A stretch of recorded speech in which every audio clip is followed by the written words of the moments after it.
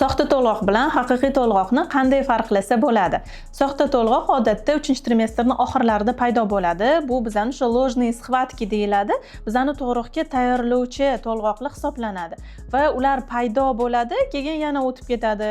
Yana paydo bo'ladi, yana uzoq vaqtga yo'q bo'lib ketadi. Odatda dam olganingizdan keyin bu ложные схваткаlar ancha bartaraf bo'lib ketib qoladi.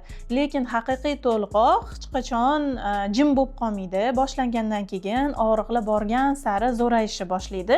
Dam olsangiz ham, uxlasangiz ham va o'sha xotirjam yotsangiz ham og'riqlar borgan sari zo'rayib boradi. Bunda siz sekundomer olib vaqtini, demak, ko'rishingiz kerak. Agar sizda ложные схватки bo'lsa, orasi juda ham uzoq bo'ladi. Bunda 1 soatdan keyin yana paydo bo'lib qolishi mumkin. Orada yarim soat o'tadi, yana paydo bo'lishi mumkin.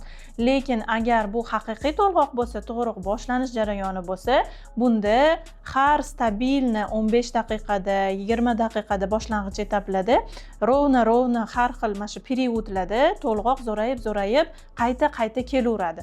Mana shundan biz farqlab olsak bo'ladi, aynan sekundomerdan foydalanib, o'lchab, oraliqlarini nazorat qilib. Homilador ayollarni 11-may kuni Yengil tug'ruq sirlari nomli jonli darsga taklif qilamiz. Ushbu darsda bepul qatnashish uchun izohlarda plus qoldiring va kanalga o'tib oling.